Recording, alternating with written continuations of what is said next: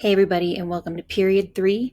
This is the period that covers the years 754 to 1800, and we are talking all about the rising colonial tension, which ultimately brings the United States to its revolution, and the first years of the early republic. The two starting points, or the starting point and the ending point for period 3, 1754 and 1800, are significant because 1754 is the year the 7 Years' War begins, which is really the thing that ultimately pushes the colonists towards their revolution. And the year 1800 because it's the first time that we see a transfer of power between one political party to the other without there being total and complete chaos, and that's why 1800s is oftentimes referred to as the revolution of 1800. This first video is actually just part 1 of 5 for period 3, partly so I could cut down the timing of these videos. So part 1 is all about the 7 Years' War. So we are going a little bit back into 1608 and moving ourselves all the way up to 1763. So as a quick review, England had multiple rivals in North America by the time they arrived. Again, the French, the Dutch, the Spanish were already in North America, had been settled there for quite a bit of time by the time the British showed up. Up near Canada is where the French had really taken over, and as you can see in the map, had really taken a huge chunk of North America. They had collected most of this part of North America as a way to be part of the fur economy and the fur trading routes. They also had sent Catholic Jesuit missionaries to go work on attempting to convert the indigenous tribes as a way to hopefully make them even easier to deal with trading partners when it came to the fur trade. The Dutch, as we talked about in period 2, actually had control over a big chunk of what will become New York for a very long time. It was called New Amsterdam under the Dutch, but once the British got there and ultimately took over this area, they named it New York after the Duke of York. And then again, we had the Spanish, who were located predominantly in South and Central America, but had moved their way into North America as well, especially through what is modern day the Southwest, and most importantly, Florida. The biggest difference between all of these European powers was the fact that the British sent so many more people to North America. All of the other 3 European nations really were predominantly interested in gathering raw materials and or being part of a massive fur trade. The British, on the other hand, were looking for permanent settlements, hence the constant influx of British citizens moving to North America. The other big difference between the European rivals was that most of the other European rivals were very dependent on trading with the indigenous tribes of North and Central America. And so because of that, they tended to have slightly better relationships with them because they needed them for something. Whereas the English saw them as nothing more than a burden on the land that they were trying to claim for themselves. So the relationships tended to be a lot more tense. And then finally, especially with the Spanish in particular, intermarriage was much more common, which was something that was almost exclusively not common with the English settlers. Now, even before the 7 Years' War, which is the main focus for this portion of your textbook and for this portion of history, there were other colonial wars that were happening. And when we say colonial wars, it does not mean that just our colonies were fighting, but in fact, the colonies of England and France were fighting all around the world. The 3 wars were King William's War, Queen Anne's War, and King George's War. Each one of those wars were between England and France, and it was all about them trying to protect their control over the West Indies and North America and the parts of Canada that they had claimed for themselves. This meant that they had not a large focus on their colonies for a great period of time because they were mostly focused on France. The other notable fact that made these wars different than the French and Indian War was that these 3 wars were all fought in Europe predominantly, and a little bit of fighting in many of their colonies. But again, it was pretty spread out throughout the rest of the world. During this time of wars with France, we see an era known as salutary neglect, which is just a period of reduced British intervention in colonial affairs, meaning the colonies were allowed to grow and develop for quite a long chunk of their history without very much British intervention. While laws had been set in place about who they were allowed to trade with and how they could trade, the British colonies ultimately didn't listen because those laws were not forced upon them because the British were focused on fighting France in Europe. Not only were the colonists not just listening to trade rules that they were supposed to follow, they were also not listening to rules in terms of where they were allowed to move to. Britain was very careful in the territories they chose initially along the eastern seaboard because, from the British perspective, they understood that they needed to find a way of dealing or working with the indigenous tribes. For the colonists who lived here, though, they could care less. They honestly were more interested in the land and spreading out, especially as more and more people were coming, especially those who were not coming straight from England, but possibly from Ireland or Scotland. And then we start to see other groups like the Germans beginning to arrive as well into the colonies. As that starts to happen, the colonists begin to move further and further west. But when they start moving west, they're moving into land that is either already claimed by the French, or they're moving into land that is still controlled and lived on by the indigenous tribes. We see that all along the seaboard, whether we're talking about up in the New England colonies, into the middle colonies, and down into the southern colonies, we begin to see this push westward. This push westward ultimately puts the colonists toe-to-toe with the French, which forces the hand of the British. The 7 Years' War really starts in 1754 because of George Washington and a group of Virginians who go further and further west trying to protect the colonists. The area of the country in which the war starts is what is known as the Ohio Valley.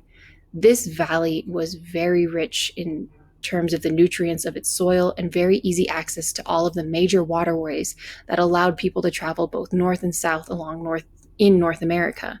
And because of it, the region was very, very, very much so prized by all of the European powers and the colonies. So in 1754, when George Washington and these Virginians begin moving westward, they run into the French and the indigenous tribes they traded with and begin fighting. This ultimately starts the 7 Years' War. The 7 Years' War has another name. It's also frequently referred to as the French and Indian War because that's who the colonists were fighting against. And whenever anything's named in America, it oftentimes is named in response to the relationship they have with that other thing. So in this case, the French and Indian War. The French and Indian War, the 7 Years' War, is oftentimes referred to as the First World War because France and England were not the only two countries that got involved.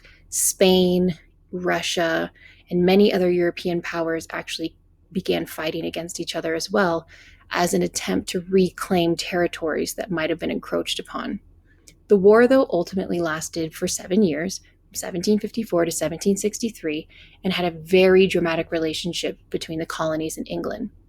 While the two maps would suggest that things really worked out for the British, this red line right here, we'll talk about at the end of this video, will ultimately be the thing that pushes the colonists over the edge and towards revolution. Originally, the French had claimed this huge chunk of Louisiana and up into Canada. When the war is over, all of that becomes England's. Now, during the war, the colonists were asked to fight alongside the British because it was happening in the colonies. So the British wanted some way to coordinate the war effort in the colonial defense. And so a plan was hatched by Benjamin Franklin called the Albany Plan. Representatives from 7 of the 13 colonies met in Albany, New York in 1754 with the main goal of trying to figure out how do we get the indigenous tribe, the Iroquois, to join the British side of this war. And the reason they were really focused on the Iroquois was because of how powerful and well organized the Iroquois had remained in that region of North America for so long, even with all of these European powers. Now, the Iroquois had for a long time sided with the French, and so it was up to the colonists to try and convince the Iroquois to join forces with the British and the colonists. This plan was also an attempt to find a way to convince the colonies to work together, to coordinate troops, to gather taxes so they could pay for a larger militia to help protect the colonies. Again, it was all sort of a first stepping stone towards community unity, colonial unity. And we can see this very, very famous drawing that was created for this, representative of the different colonies that showed up. We've got South Carolina, North Carolina, Virginia, Massachusetts, Maine, Maryland, Rhode Island, New Jersey, New York, and New England, because at the time the region of New England was still very much so unified. Colonial jealousy ultimately was the reason the Albany plan ended up failing, because they refused to work together because of long histories of not working together, and just in general jealousies over which colonies had more money and more wealth and which ones would have more power in the decision making of the Albany plan. Even though the Albany Plan ultimately did fail, it did establish a precedent for colonial unity that we will continue to see as we move closer and closer through history towards the Revolution. In the end, the 7 Years' War ends with the Treaty of Paris of 1763. In it, England wins big and the French lose everything. England gains all of the territory that the French had, from Canada all the way up to Florida, past the Appalachians, and now they have control over the Mississippi River. England also gains Florida from Spain, which then means that England has the capacity to move from all the way up from the northernest regions of Canada down into the Hudson Bay, through the rivers that lead to the Great Lakes, and then from the Great Lakes all the way down now into the Gulf of Mexico. So they now really did have control over the complete trade routes and a lot of the best land in North America. It was a huge win for Britain and a huge win for the colonies.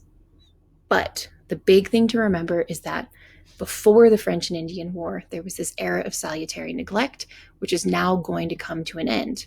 1763 is going to be a huge turning point for American history, because it's going to be the moment when the relationship between the colonies and England really, really gets ruined. And why is that? When England emerges from the war, they are in massive debt. While they may have won big in terms of land, they have enormous debts. So the best way to help pay off those debts is with new taxes. That's what our second video will be focused on.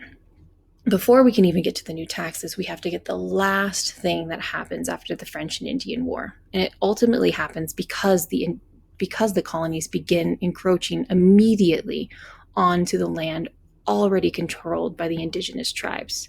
Pontiac is an Ottawa chief, and he helped create a confederation amongst many of the different indigenous tribes in the Ohio Valley. And they constantly were rebelling against the colonists, who were continuing to move past the Appalachian Mountains and into the new territories. A group known as the Paxton Boys, who were from Western Pennsylvania, and they were Scots-Irish, they began attacking the indigenous people at random as a way to try and hopefully scare the indigenous people out of the land. It ultimately didn't work, and instead created even more tension and led to a lot of violence between both the Native Americans and the colonists. Eventually, the British had to send in troops in order to help stop the rebellion. While they were successful at ultimately stopping the rebellion, they came up with an agreement with the indigenous tribes. And that was the Proclamation of 1763.